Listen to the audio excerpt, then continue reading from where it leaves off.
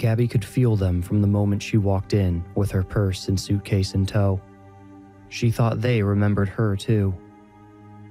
They stood back, remained invisible. One watched her next to the front window. Another looked up at her from the base of the stairs. She could not see them, but her strengthening intuition told her they were there. "We'll get to know each other very soon," Gabby Pons told the spirits in the home she would be staying in for the next few weeks. Turning back to the door, she said, "I have some friends here I'd also like to introduce you to. We require answers to questions you might be uniquely qualified to answer. And in return, if there is something you need help with, we will do everything we can for you." The energy in the house remained steady, calm. Gabby sensed no objections. 2 succinct taps came from around the corner in the kitchen, light and unthreatening. "Hello?" asked Gabby. She hauled her suitcase up the 3 bare wood stairs to the main floor, set it by the closet, and peered through the dining room to where the sound originated. There was no one there. No one she could see. "Well then, I shall return with the others." Back outside, she pulled her scarf tight to shield against stinging snowflakes that had grown in number since the sun started to set. Her jeans seemed to freeze to her thighs and calves instantly. She walked to the car parked behind her own in the long driveway. Darian Whitney leaned out the driver's side window, squinting through the snow. "We all good?" he asked. "All good," Gabby replied, the phrase sounding ridiculous with her academic intonation. The Whitney's car shut off. Reese got out first, taking in the wide yard full of old trees, the sharp slope mere feet away from the back of the house. He thought the house itself looked like a cult compound with its rustic log cabin face, or as Reese thought, mask, disguising a haphazard grouping of concrete blocks collated into the rest of the house. Godfrey Kott didn't care much about aesthetics, he thought. Gabby had informed him and Darian about the house's builder, first owner, and namesake, who constructed the house on that particular precarious spot to place it over a portal that only opened during the full moon. She'd been there before, years ago, and witnessed the portal herself. She claimed a few spirits escaped it while she was there and still resided in the house, at one point making it a popular haunted house for rent. Darian flipped his puffy hood over his head as he slipped out of the car. Reese asked, "You feeling anything?" Darian said, "From here? Honestly, dude, no. Guess we'll have to see if that changes once we get inside." A third car pulled in behind the Whitneys, this driven by Leah Daniels, who waved at them through the snowflakes dying on her windshield. She got out wearing only a blue t-shirt and yoga pants. "You crazy child, get inside," Gabby ordered, laughing.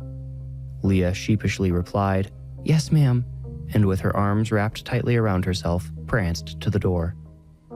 Gabby said, "I'd better not let her go in alone. Do you boys need any help carrying your equipment?" "We got it," said Reese. Darian popped the trunk.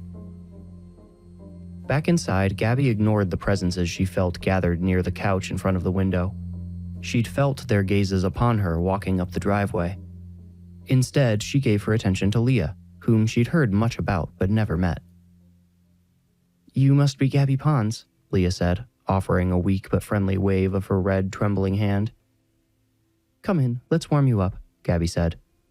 She led Leah up the 3 stairs to the living room, and after hanging her coat and scarf in the closet, she raised her arms for a hug. "Oh," giggled Leah, inching close enough to let Gabby embrace her. Gabby's warmth persuaded Leah to let her hold her a few seconds longer than she would ordinarily feel appropriate. "I feel like I know you well enough to skip the basic introductions," said Gabby, releasing Leah from the hug but grabbing her hands and warming her fingers in her own. Leah stammered, "Oh, yeah, me too." "Coming through," Darian announced, nudging the door open with his shoulder. He carried 2 bulging duffels through the door.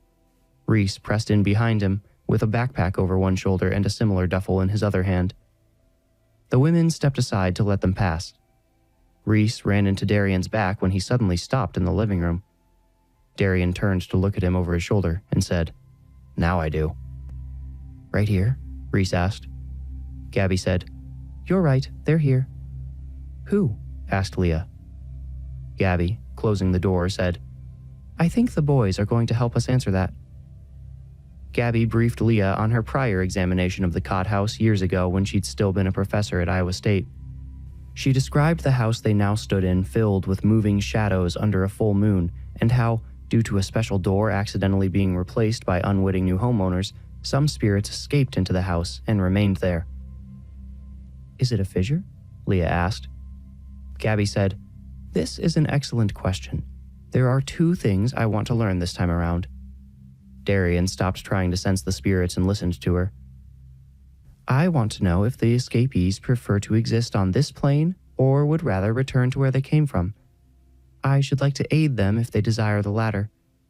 Second, Leah, in regard to your question, is if this portal is one of the fissures."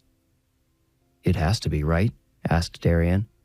Gabby said, "While admitting I would be shocked if we've happened to discover 2 types of dimensional doors in such a short time with our ragtag little team, no offense, of course, we must acknowledge the notable key differences between what is here and what we've witnessed elsewhere. We've known fissures can open in the wake of trauma or by the force of external power. You thinking of the Hotel Moss?" Reese interrupted. Gabby said, "It would seem your recent encounter in Prouty also was being controlled by something from beyond. Didn't you say it closed instantaneously and that it has done so before?" Darian nodded. "What I hope to ascertain tonight is why this fissure, if that is what it is, opens only under a full moon.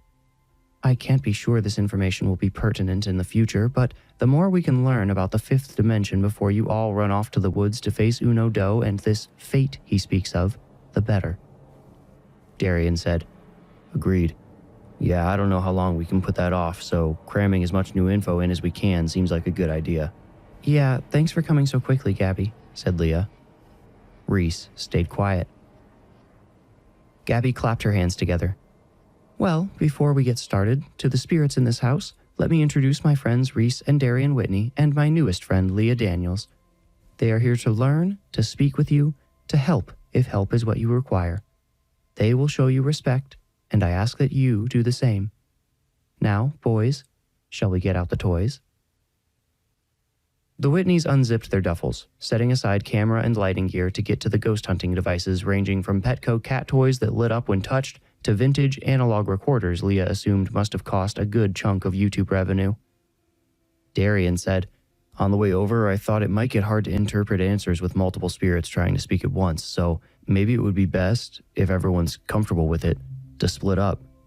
Leah, I know this is your first time, so you can stick with me and I'll show you how some of this stuff works. Gabby, you comfortable going alone?" Gabby said, "I'd be delighted." Darian chose for him and Leah to remain upstairs in the living room with the bags so he could give her a crash course in ghost hunting. Gabby requested the basement since one of the bedrooms there actually contained the portal. 18 days separated them from the next full moon, so Gabby wanted to observe the portal, gauge its energy at a low state.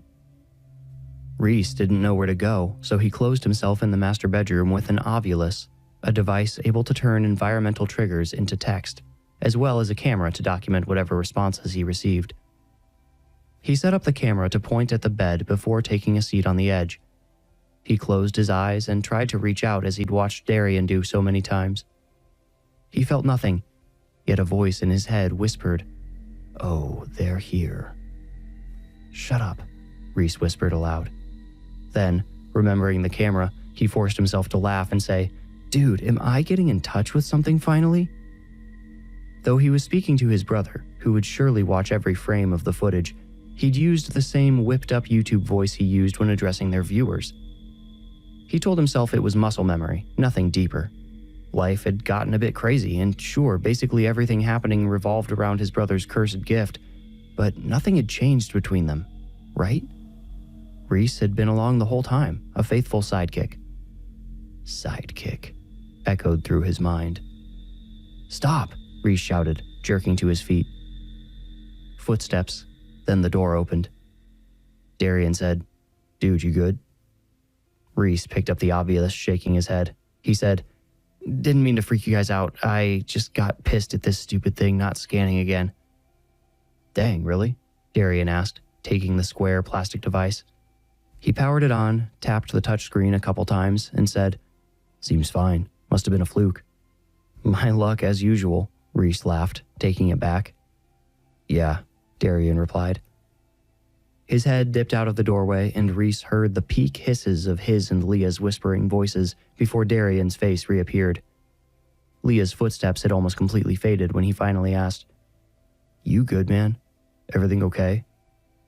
Reese said, "Yeah, man, all good," mimicking Gabby's posh accent with a grin. Darian said, "Okay, 'cause I know we haven't had a lot of time to unpack what happened to you at the prison. It's been..." Reese interrupted.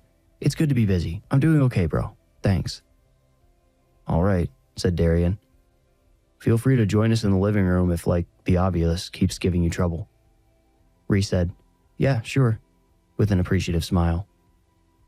Darian closed the door again, leaving Reese gazing into the soulless eye of the camera. He sat on the bed again and placed the Ovilus beside himself. "He okay?" Leah asked as Darian re-entered the living room. She was sitting on the love seat perpendicular to the couch, toying with an EMF reader. Darian said, Yeah, he's fine. Just a glitch with the Ovilus. I'll show you what that is a bit later when he's done with it." Leah set the EMF reader down and picked up a rectangular metal box. Her finger traced along the speaker grill on the front panel and played with one of its 4 dials. "Here," said Darian, reaching to twist another dial that lit up a small red bulb on the top of the device. "It's a spirit box." Static pulsed faintly from the speaker as he handed it to Leah. "What's it do?" she asked. "You ask questions to the spirits and they speak back through radio signals. It's definitely a bit sus, but we've gotten results ranging from eerie to straight up, undeniably accurate before." "Should I try asking something?" asked Leah. Darian glanced around the room, taking in the furniture. The love seat, the couch, an old rocking chair in the corner, probably installed to give the popular haunted house some spooky vibes. Yes, he could feel the presences, Gabby confirmed, but the whole atmosphere felt wrong for speaking to them.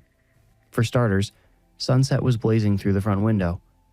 He always found it easier to commune with spirits when he couldn't see beyond his personal bubble. He drew the long curtain in front of the picture window closed. He then set up another type of device. This is called a REM pod. It detects changes to ambient temperature, so if someone walks past it, it turns on. He set it at the top of the stairs. It squealed and glowed when he flipped its switch on and went dark and silent when he jumped back. "Works on living people too," he laughed. "What's REM stand for?" asked Leah. Darian said, "Rapid eye..." Oh, wait, no, that's the sleep thing. It's, I actually don't have any idea. Still laughing, he said, "Go ahead, give the spirit box a shot. The REM pod's just there to tell us if anyone comes in. I'll set up a couple more as you get started." Leah nodded, opened her mouth, and froze. Only her eyebrows moved, inching closer together before she finally said, "What should I ask?" "Here, I can start it off," Darian answered. He took the spirit box and, sitting cross-legged on the floor, placed it in front of himself. Leah lowered herself across from him, copying his posture. Darian began. "To all the spirits in this house, please know we come with respect. We wouldn't bother you if it wasn't important. My name is Darian Whitney, and I'm here with Leah Daniels. Is there anyone here with us?" Leah watched the spirit box, preparing herself in case a voice suddenly cut through the static. To her left, the air buzzed slightly. She looked but saw nothing. Darian, noting her sudden movement, turned, then said, "Yeah, I feel someone too." Leah's eyes went wide. Darian dug through the duffel bag nearest him until he pulled out a clear plastic ball with wires and a microchip inside. "Cat ball," he said. He held it up for Leah to see in the faint light, then tapped it lightly with one of his fingers. It flashed blue and red lights like a police car, brightly enough to light the room for 5 seconds before it went dark. He slowly placed the cat ball in the space between them, where the static felt concentrated. The ball reacted again when it touched the floor, and Darian left his fingers on it until it stopped. Then, Careful not to trigger it again, he raised his hand and returned it to his lap. "Okay," he said. Then, speaking to the spirits, "If someone's here, could you—" The ball lit up. Leah flinched away. Darian raised a calming hand and drew in a long breath, then asked, "Who's here with us?" 7. The spirit box replied in a female tone. Shivering violently, Leah whispered, "Oh, that gave me chills." Darian winked. "Are there 7 spirits in this room?" The box pulsed, then said, The house. "Whoa," Leah gasped, leaning toward the buzzing energy beside her again. Won't hurt, said the spirit box. "This is different," Darian noted, speaking low. The eyes across from him begged him to explain. "That was the same voice all 3 times. Usually it's a jumble of different voices from the radio the spirits piece messages together with." "Hey, are 7 spirits total in this house?" Pulsing. That's everyone. "Did you all come from the portal in the basement?" asked Darian. Not all. The spirit box immediately replied.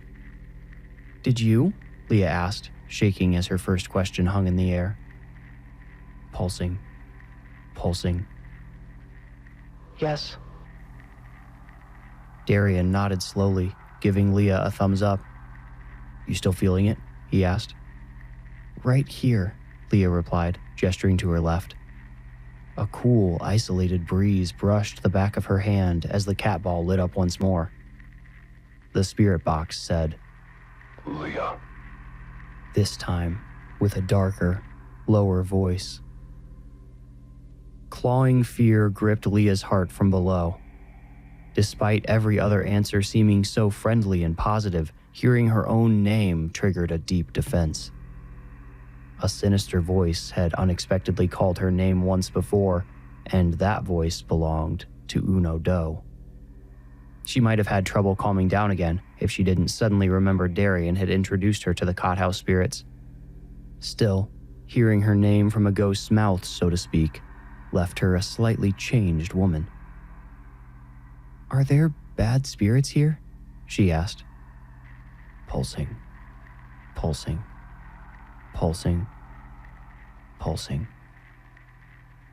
1. A dark shape in the corner of Darian's right eye made him turn. He jumped, catching an involuntary shout in his throat. Someone was standing at the end of the hallway. The cat ball lit up again, faintly illuminating this person in flashes of red and blue. It was Reese. "Geez," Darian shouted. "Nice timing, dude." Reese said, "What, you told me to join you?" He sat across from the cat ball as it stopped flashing. "You gave up already?" asked Darian. Leah said, "Hey guys, we were talking to somebody." To the spirit box, she said, "Who's the bad spirit? Where did it come from?" Pulsing. Darian asked, "Are you still there?" "Were you guys getting answers before?" Reese asked. "Yeah, I don't know what's going on," said Darian. Reese got to his knees. "Sorry, I'll go back." "No, don't," Leah pleaded. She looked to Darian. "He should stay, right?" "Yeah, Reese, come on. You know this isn't exact science. How about we switch to the voice recorder?" Reese shrugged and sat back down. The cat ball rolled away, lighting up until it bumped into the rocking chair in the corner, which then began to rock. All 3 investigators sat in motionless silence.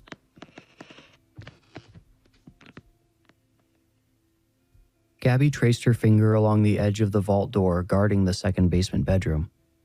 The home's owner, a former colleague of Gabby's, told her he reinstalled this heavy door after the last time she'd visited.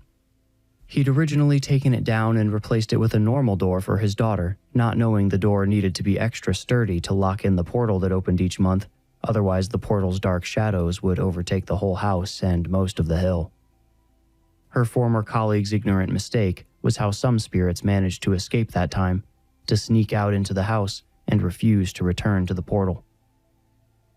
It would be 18 days until the portal opened again, but Gabby could already feel it. She'd become more attuned to personal energies over the past year after facing down her personal demon. She now knew what to look for when analyzing a house, a room, even a door. She felt spirits in her emotions, her empathic nature a metal detector for pain and sorrow. Learning to separate the spirit's emotions from her own was another story, but through her personal work she'd gotten better at recognizing when negative feelings originated from external sources. She smiled to herself. In many ways, the hallway she stood in was where her new life began. She discovered the excitement of investigating hauntings right there, waiting for her old colleague to show her a portal to another dimension. What she saw back then changed her. The woman who'd emerged from the Kott house that night was barely recognizable to her now. She'd given up on chasing scientific explanations, though she still maintained detailed notes for the future. She'd unwittingly outpaced science. She hoped one day, before her last, science would catch up and explain to her all she'd seen, heard, and felt. Right now, she was feeling fear and sorrow. But neither belonged to her. She turned to the spirits gathered behind her. Something evil resides amongst you. Each of you carries it, but it's not a part of you, is it? She focused, concentrating her soul. Her vision blurred, and she saw a black haze with underlying hints of purple hovering in the middle of the air. Yes, there it was, the evil. She let it fade, shifting her attention once more to the spirits. I have a device my friends upstairs lent me to speak to you. My understanding is you should be able to speak back to me using its energy and circuitry. I won't feign to understand how, but hopefully you do. Shall we? Gabby went into the room next door to the portal room and found, as had been described to her by the owner over text, a lockbox on the floor of the closet. She punched in the code provided to her and removed its contents, a heavy brass key. This she inserted into the vault door and turned. Then she twisted the wheel and the door popped open, instantly swinging outward on its own. The last time Gabby had been in this room, it had belonged to a teenage girl named Scarlett. Her complaints about her room being unnaturally dark prompted her father to ask Gabby to investigate. Now the room was totally bare, white walls, no carpet. This room is where Professor Gabriella Pons abandoned her academic credentials and began her journey to who she was now. Two completely different women stood here in the same body, separated by years and experiences the younger Gabby never could have imagined.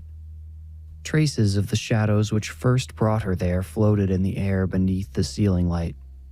Not only did the room seem unnaturally dark, the darkness didn't behave normally. Subtle blotches of darkness and light quilted the air before her.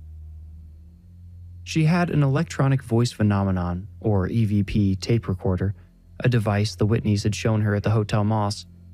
She preferred it to the spirit box being used upstairs for reasons she explained to the spirits who lingered outside the room. This voice recorder should allow me to hear you. Unfortunately, I will have to play back the tape to hear what you said. However, it will not influence me to make assumptions about your answers as I ask my questions. I have a few I've prepared for you.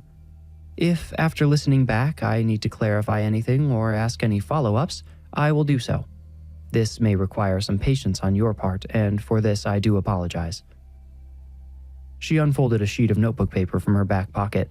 Then she raised the recorder, a smooth metal device that smelled faintly of cigarettes from whoever had owned it prior to the Whitneys. She clicked a red button on its side and spoke. I forgot to mention it might be useful for you to nominate a single speaker to record clean answers. I'll give you a moment to select someone as you consider my first question. Did you all escape from the portal in this room? She waited, unsure how long she should give the spirits to answer. It was a simple question, however, she knew it might still require a significant amount of energy for them to answer. A purposeful double knock pounded the wall by the door. Gabby started, then said, Oh, I see. Yes, I see. That will work. All right, next question. Do any or all of you wish to return to what I'll refer to as the other side? The tiny tape inside the recorder whirred as seconds ticked by. Again, this could have been a simple yes or no question, but Gabby waited until a hard knock resounded again. Very good. If you answered yes, my colleagues and I shall discuss what we can do to assist you. Now, assuming at least some of you are from that other side, why did you leave? Gabby felt a ping of anxiety when she heard the next knock almost 2 minutes later. Her final question was one she didn't want to ask, or rather, it was one she didn't particularly want to hear the answer to. She said, "We've recently learned something of great consequence may be approaching our plane of existence, something that threatens that very existence itself. No doubt my friends upstairs are asking about it as well. One of them, Darian Whitney, has seen it with his own eyes. If there is anything you can tell me about it, please do so now." The lengthy silence, filled only by the whirring device, lasted until the end of the tape. When it clicked, Gabby jumped. "I'm sorry," she said. "It looks like that's all I can record. If you don't mind, I'd like to listen to this tape with the others in case they glean something from your responses I might otherwise miss. Please, if you like, follow me upstairs." Gabby ascended into the living room's uncomfortable atmosphere. Her associates all looked at her when she set off the REM pod at the top of the stairs. She smiled at Leah and asked, "How's your first ghost hunt going?" Hard to say," Leah replied. "We were getting stuff at first, but it's been a while now." Darian asked, "Gabby, did you find any evil spirits down there?" Reese adjusted his legs. He brought his elbows together and leaned forward like he was cold. Gabby said, "I do have a penchant for digging up the nasty ones, don't I? I sensed something, but I can't be sure what." "Apparently there's an evil spirit here somewhere," said Darian. "We tried asking for more info, but whoever was talking stopped." "Yeah, right after dropping a bombshell," added Leah. "Well," said Gabby, "I've just finished conducting an EVP session and thought we could all listen to the results together. Perhaps we will learn something about your evil presence from the recording." Gabby eyed each of them, one by one. Even Reese, who looked up at her from the floor when he felt her questioning gaze. "What?" he asked. Gabby scoffed. "You don't expect me to sit on the floor with you children, do you?" "Oh, sorry," Darian laughed. He stood, followed by the others, and they moved toward the furniture. Reese offered Gabby the love seat, but she offered it back to him, choosing to sit in the middle of the couch instead. "This way everyone can hear the recording," she explained. Once they'd all sat, Gabby rewound the tape and hit play. She'd spoken too close to the microphone at the beginning. Her voice came through distorted. "I forgot to mention it might be useful for you to nominate a single speaker to record clean answers. I'll give you a moment to select someone as you consider my first question. Did you all escape from the portal in this room?" Sounds like a distant pod of whales swelled behind the curtain of static on the tape. At least 3, possibly 4 distinct voices. Finally, a warm, rumbling burst preceded a droning voice which, in a British accent, said, "We know you." "That was so clear," Leah whispered, gripping her own knees. Darian nodded, appreciating her excitement, but then held a finger to his lips and winked. Leah raised her hands in apology just as the voice on the tape resumed. "Speak again." An audible knock filled the gap between his voice and Gabby's exclaiming, "Oh, I see. Yes, I see. That will work. All right, next question.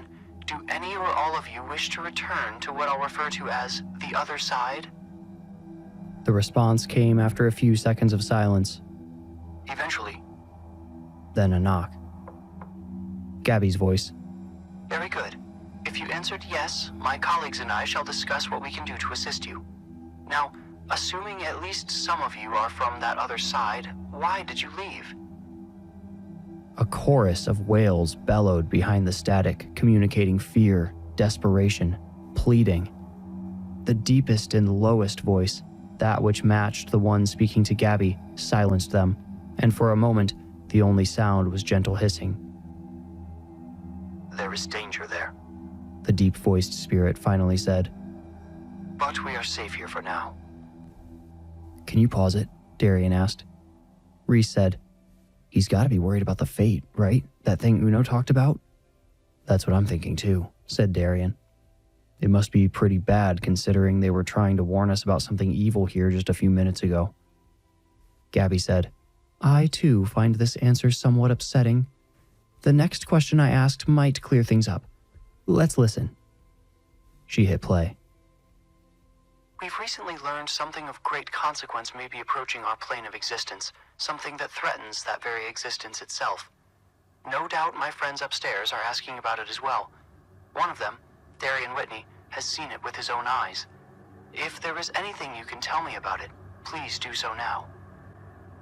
You are correct, The same spirits replied. A fitting name for the evil we fled.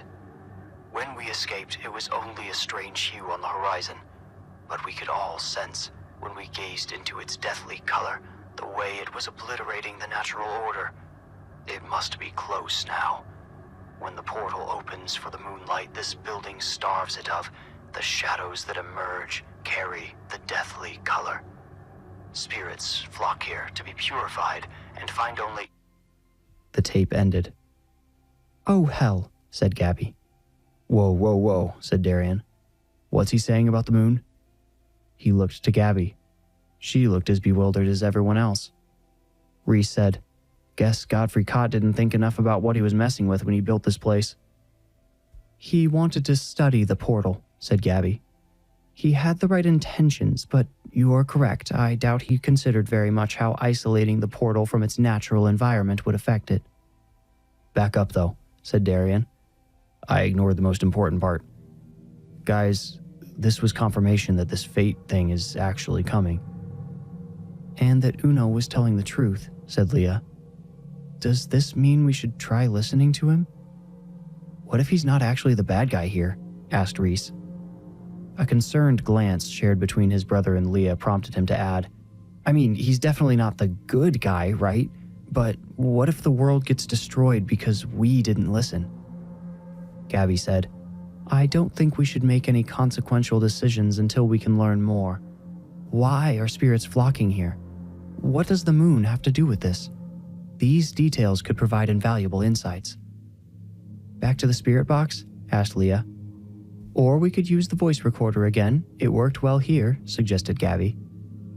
Dude, put me under, Reese said, tapping Darian's shoulder with the back of his hand. Estes? Asked Darian. Reese said, Let's do this the right way. I don't know, man. It's a good idea, but what if we tried putting Leah under? Darian asked. Reese said, Because she's got the same risks as you and she's brand new to this? What are you talking about? Leah asked, indignant at her name being tossed around in context she didn't understand. I believe they are referring to the Estes method, a procedure for speaking to spirits in real time, answered Gabby. Yes, said Darian, turning to face Leah. Basically, we blindfold somebody and put headphones connected to the spirit box on them. The person listening to the box doesn't know what questions are being asked and can't be influenced by anything we say or our expressions. Reese added, It also puts the blindfolded person into a bit of a trance, tunes them in a bit better. We've had mixed results, but we gave up on it a while ago because the isolation makes it too easy for me to slip, said Darian. It's really hard to pull him back, Reese said, and it's never really worked with me as the conduit. Mixed results is his nice way of saying that. And you think I'd slip too? Asked Leah. This really isn't the time or place to find out, Gabby replied. She studied Reese. If it's never worked before, why do you think it would work this time? I don't know, the energy, the power here, all of you tuned in people standing around me. I feel different, okay? I can't explain it. Just let me try, okay? Just this once, Reese, hey, chill out, man, said Darian. If you think it'll work, we can try it. Reese nodded. I'll get the stuff.